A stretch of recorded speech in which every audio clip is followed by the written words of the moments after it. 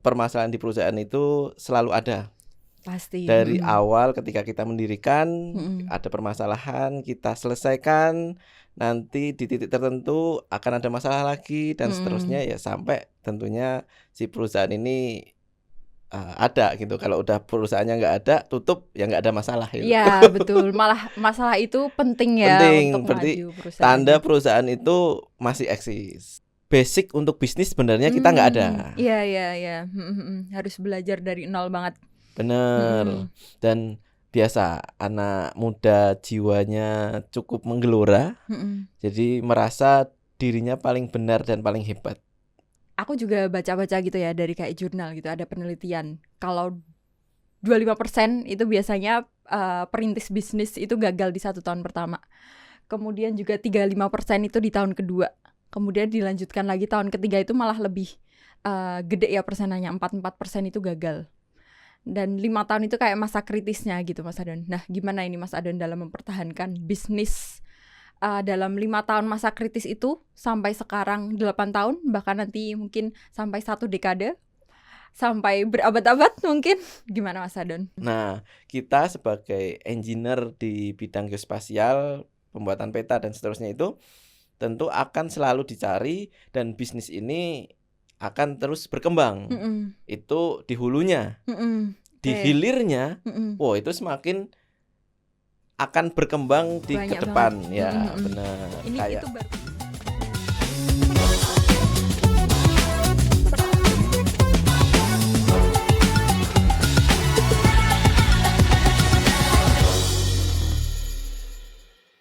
Halo Job Seeker semuanya, dimanapun kamu berada. Kembali lagi di podcast HR First, podcast yang membahas mengenai seluk-beluk dunia human resource. Sebelumnya perkenalkan, nama aku Anggun yang hari ini akan menemani kalian semua untuk mendengarkan diskusi mengenai topik yang sangat menarik. Nah, di sebelumnya kita sudah mendengarkan dan ada bintang tamu juga dari HR dari Madava, dan kemarin kita membahas mengenai bagaimana sih cara HR menghadapi Gen Z di dunia kerja. Dan kali ini kita akan membahas topik yang gak kalah menarik. Kita hari ini akan membahas mengenai sejarah berdirinya perusahaan dan juga akan dilanjut membahas terkait dengan peran HR di bidang business partner. Dan pastinya juga nih, kita di sini ada kedatangan bintang tamu yang spesial, didatangkan langsung nih dari New Zealand. Luar biasa nggak sih? Kita langsung sambut saja Mas Afradon Aditya Setiawan selaku CEO, Direktur, dan juga owner dari Madava Persada Group. Gimana Mas Adon hari ini kabarnya? Alhamdulillah sehat. Alhamdulillah sehat. Aku dengar ini baru sampai Jogja ya? Iya nih, baru 2 mingguan lah di Jogja. Baru 2 mingguan di Jogja. Rencana 1 bulan. Oke, gimana selama di Jogja menemukan permasalahan apa ini di perusahaan? Sangat banyak. Karena kalau menurut saya permasalahan di perusahaan itu selalu ada. Pasti. Dari awal ketika kita mendirikan, ada permasalahan, kita selesaikan, nanti di titik tertentu akan ada masalah lagi dan seterusnya ya sampai tentunya si perusahaan ini ada gitu. Kalau udah perusahaannya nggak ada, tutup ya nggak ada masalah gitu. Iya betul, malah masalah itu penting ya. Untuk berarti maju perusahaan. Tanda perusahaan itu masih eksis. Betul. Benar. Oke. Nah ngobrol terkait dengan perusahaan, dan di sini mumpung ada ownernya, kita pasti nggak afdol untuk tanpa membicarakan ini ya, sejarah berdirinya. Yang aku dengar juga awalnya itu dari proyek bersama temen kecil-kecilan gitu ya. Mas Adon juga sering bilangnya palu gada nih, semuanya dikerjain. Nah itu gimana sampai menjadi sesukses dan sebesar ini Mas Adon? Oke, jadi cerita awal kami membangun perusahaan gitu ya mungkin ya. Jadi awalnya sih memang tidak terencana secepat ini membuat perusahaan. Oke. Kalau pingin. Ya. Berawal dari ketika dulu ospek itu ada alumni yang datang untuk memberikan semacam pandangan lah nanti kalau sudah selesai kuliah itu bisa jadi apa gitu kan. Ada beberapa bintang tamu atau pembicara gitulah ya. Salah satunya itu pengusaha di bidang geospasial. Mm-mm. Nah, Oke. saya cukup tertarik tuh di situ. Bahkan pas ospek ya itu. Pas ospek, Belum bener. mulai kuliah ya. Bener. Oke. Cuman nggak expect secepat itu. Mm-mm. Kemudian seiring berjalannya waktu di kampus itu sering dapat proyek Oh. dari kakak angkatan, Mm-mm. ngajak-ngajak proyek, kemudian ada dosen juga.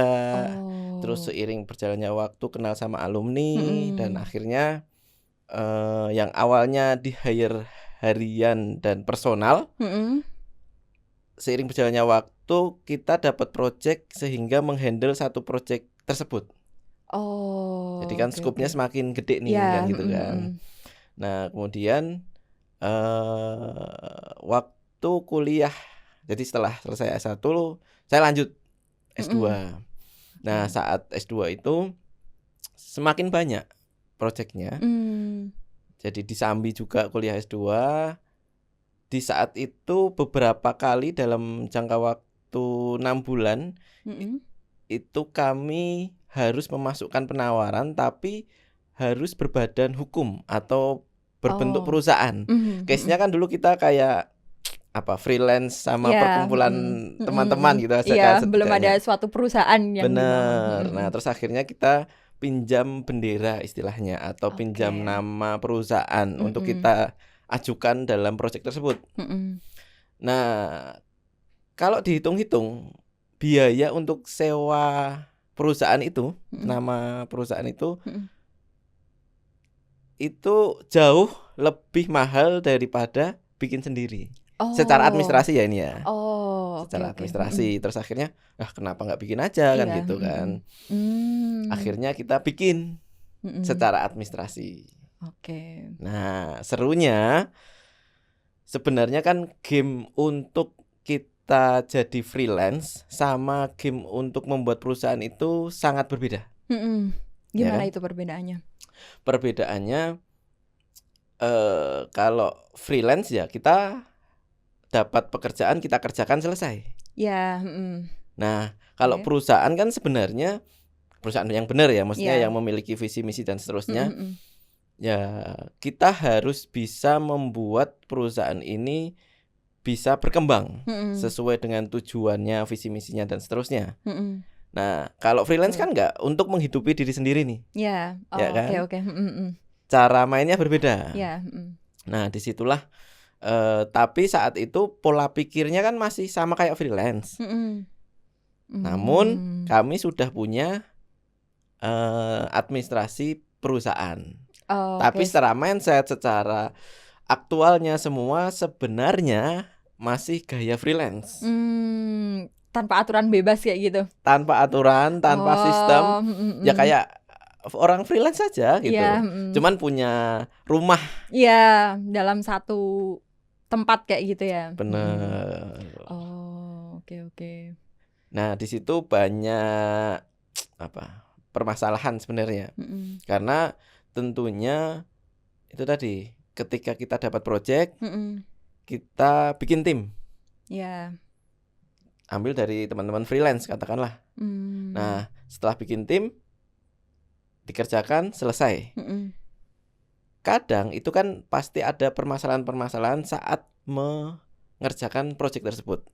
Yeah. Ada tantangan di sana, ada permasalahan-permasalahan. Nah, case-nya setiap kita melakukan proyek, mengerjakan proyek itu permasalahannya beda-beda. Toh pun sama, itu juga sering terjadi dan berulang. Karena apa? Lagi-lagi orangnya ganti-ganti nih. Tadi kan freelance ya tentunya yang ready siapa kita pakai kan gitu kan.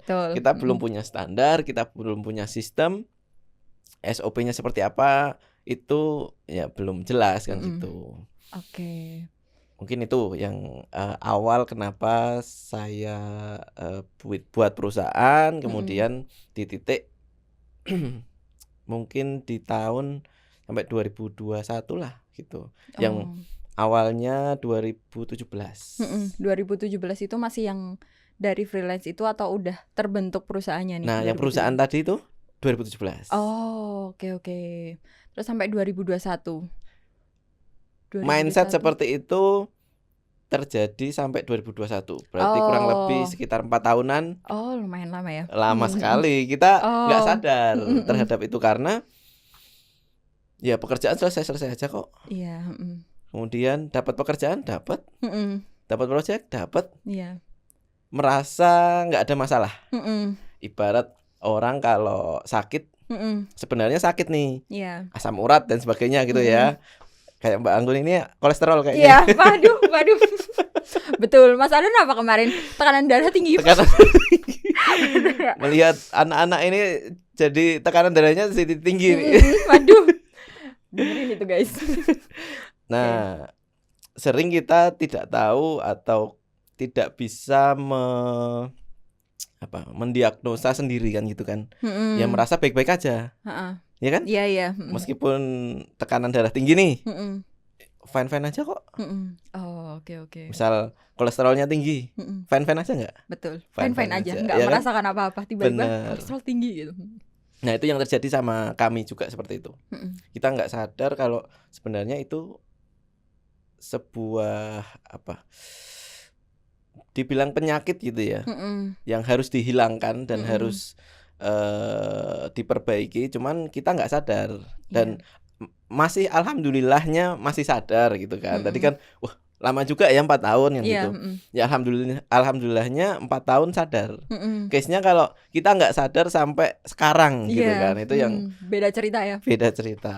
Oke. Seperti itu. Gimana itu awal mulanya menyadari dan akhirnya membentuk sistem, terus habis itu merekrut juga ya, merekrut HR dan lain sebagainya hingga banyak nih personilnya sampai sekarang. Oke, jadi sebenarnya kalau untuk di awal itu kan cuman ada saya, 2 partner bisnis saya, Mas Kacet, Mas Saidul, kemudian ada admin gitu. Jadi yang lain itu kita cari freelance. Oh, oke. Kan gitu. Tetapnya 4 orang itu. Cuman ini aja. Oh sebenarnya ada satu lagi partner bisnis, satu lagi yang akhirnya bikin usaha sendiri gitu. Awalnya 4 kan gitu, oke. sama admin. Terus ini keluar untuk bikin usaha sendiri. Nah kemudian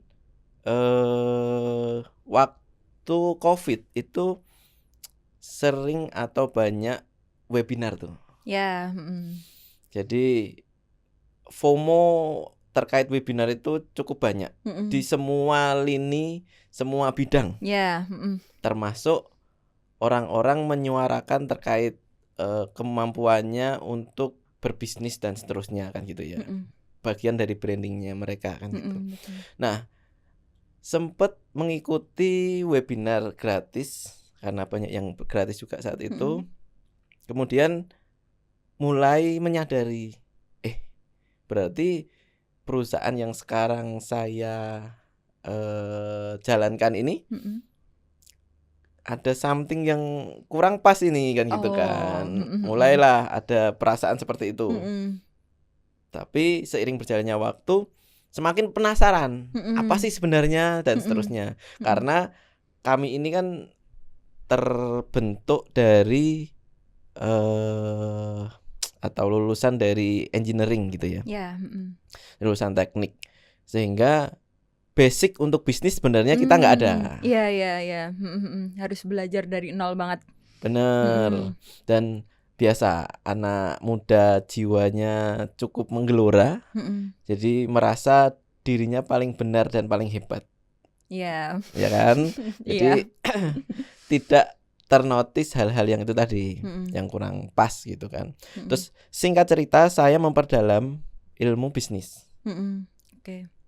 Wah itu benar-benar bisa dibilang cukup intensitasnya cukup tinggi.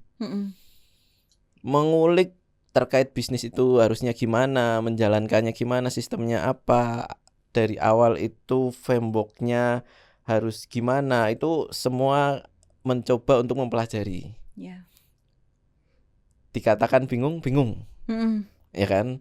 Ibaratnya kayak orang kuliah bisnis gitu aja butuh 4 tahun nih kan gitu kan untuk selesai sampai lulus. Nah kita sudah nyemplung di bisnis, kok ternyata salah semua ya secara teori ya. Oh. Kita kan belajar teori nih kan gitu Iya, kan. Kita nggak dapat teorinya, kita langsung Mm-mm. praktek. Ibaratnya orang nggak dapat teori langsung praktek kan gitu Iya, kan. Cukup freestyle banget kan gitu kan sebenarnya. Terus akhirnya dengan memperdalam itu mencoba untuk menyusun perusahaan ini mau dibuat apa, gimana Oke. dan seterusnya. Oke. Nah setelah itu saya ajukan ke partner bisnis saya. Ini kayaknya ada something wrong nih terhadap bisnis kita kan gitu kan. Terus saya sampaikan itu harusnya seperti ini secara teori dan seterusnya gitu kan. Terus mereka ya juga ya gitu. Oh, mereka juga mulai menyadari ya. Benar. Yang mungkin sebenarnya mereka juga awalnya tidak menyadari itu. Terus akhirnya kita coba untuk membuat sistem dari nol. Oke. Nah, itu serunya di situ nanti. Gitu. Oh, oke, membangun sistem dari nol. Nah, oke. Nah, kita lanjut lagi nih Mas Adon ke gimana sih caranya mempertahankan bisnis kayak gitu. Kan tadi udah mulai menyadari, membuat sistem dari nol, kemudian juga bisnisnya sampai sekarang udah berapa tahun berarti dari tahun 2017? Hampir 8 tahun ya berarti 8 berjalannya tahun. 8 tahun. Nah, kan aku juga baca-baca gitu ya dari kayak jurnal gitu, ada penelitian kalau 25% itu biasanya perintis bisnis itu gagal di 1 tahun pertama. Kemudian juga 35% itu di tahun kedua. Kemudian dilanjutkan lagi tahun ketiga itu malah lebih gede ya persenanya, 44% itu gagal.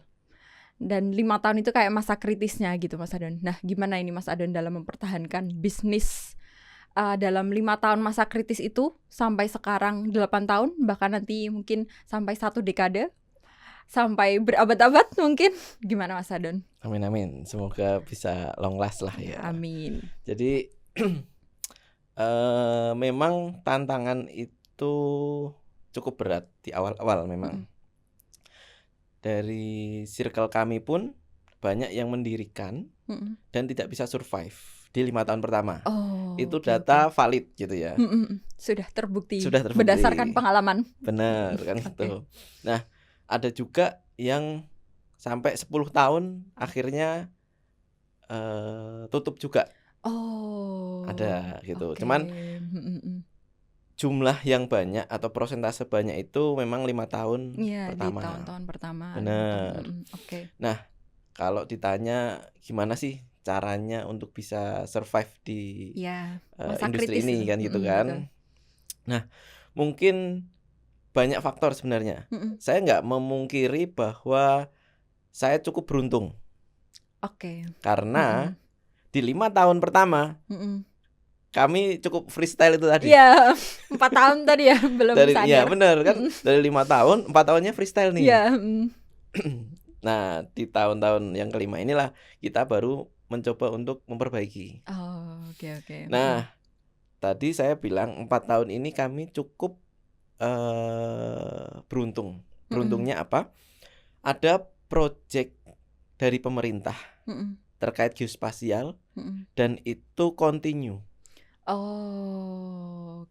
Yang membuat perusahaan kami ya dapat survive aja gitu karena pekerjaan ada nih kan gitu kan. Sebenarnya kalau pekerjaan ada kan beberapa hal yang lain bisa tereliminasi masalahnya.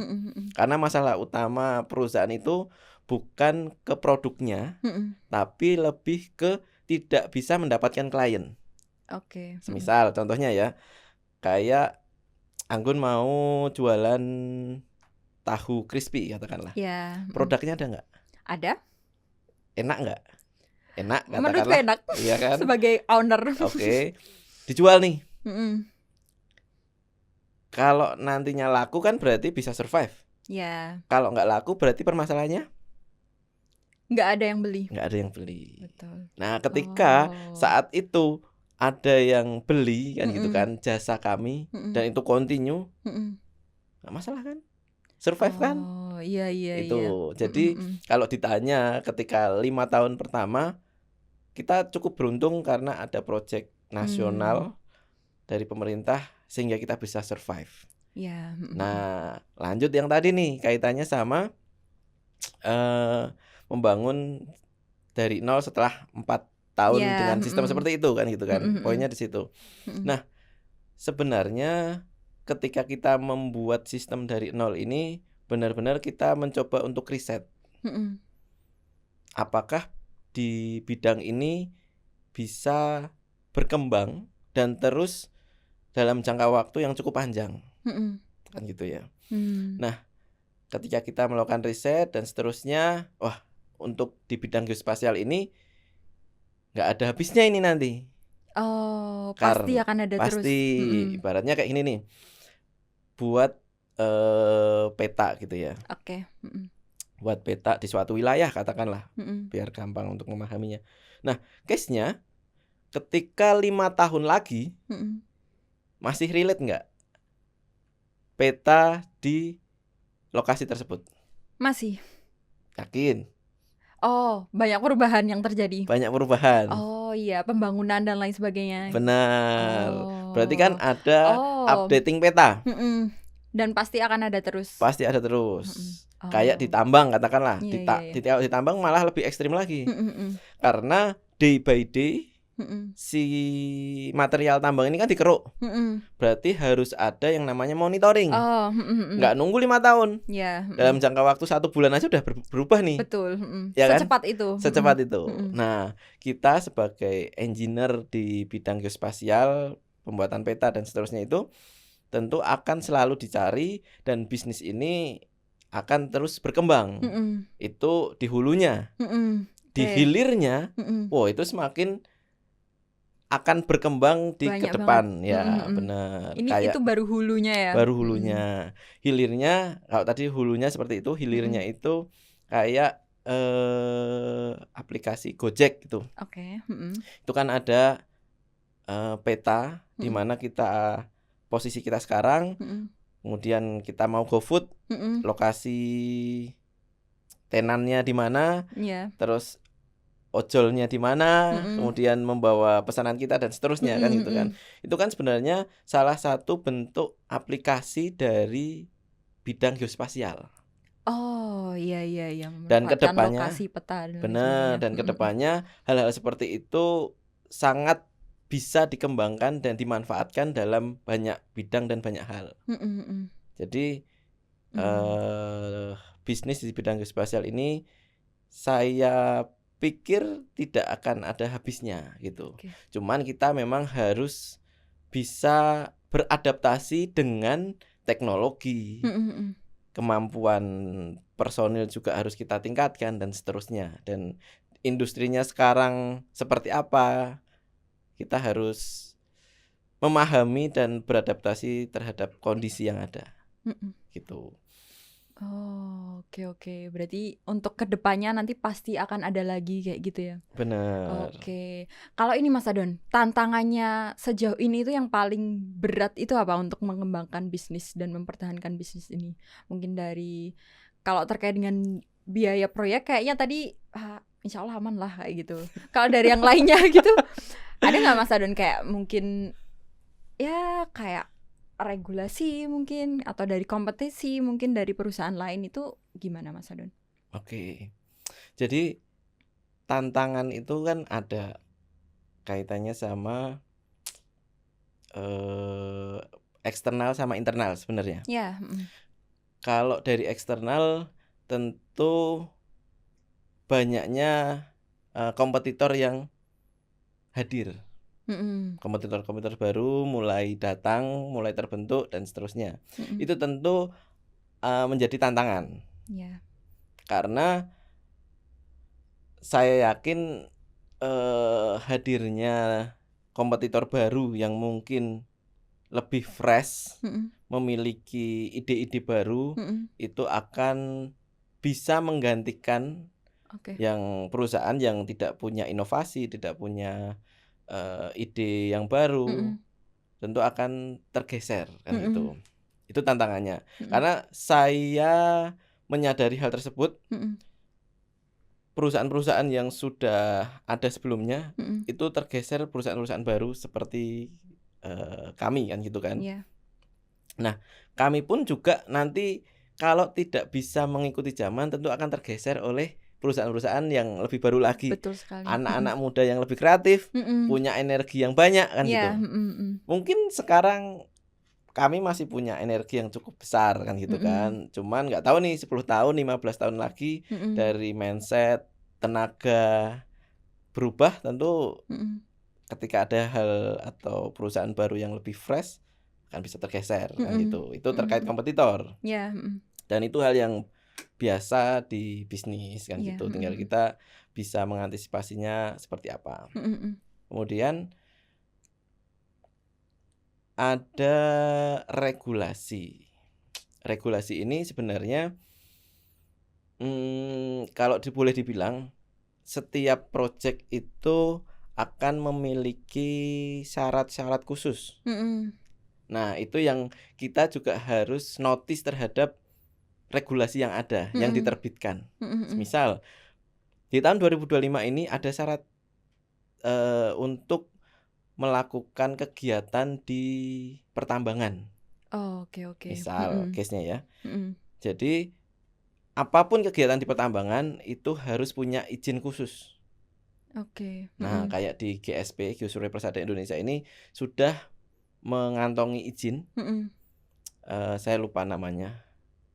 Terkait izin untuk industri pertambangan. Nah, kita awalnya nggak perlu itu untuk bisa mendapatkan proyek di tambang.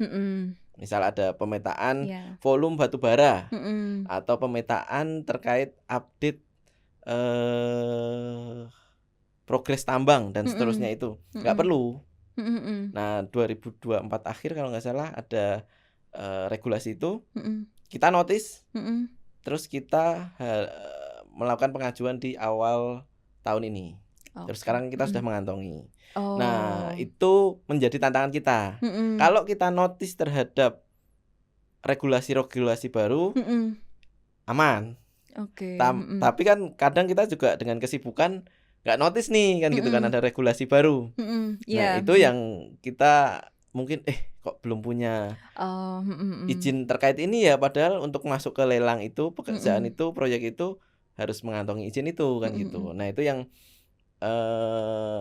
kita harus update terhadap informasi, khususnya izin-izin yang harus dikantongi kan gitu. Itu sih sebenarnya. Nah itu tadi ya teman-teman, kita sudah membahas terkait dengan sejarah perusahaan itu seperti apa, kemudian juga Mas Adon sudah menjelaskan terkait dengan strategi, tips-tipsnya ya, dan juga tadi tantangan yang perlu diperhatikan oleh teman-teman audiens nih. Nah mungkin di selanjutnya kita akan lanjut lagi untuk membahas lebih dalam nih, mungkin nanti terkait dengan peran HR dalam membantu mempertahankan bisnis, dan peran HR juga dalam hal business partner dan strategic planner. Jadi nantikan di part 2 teman-teman.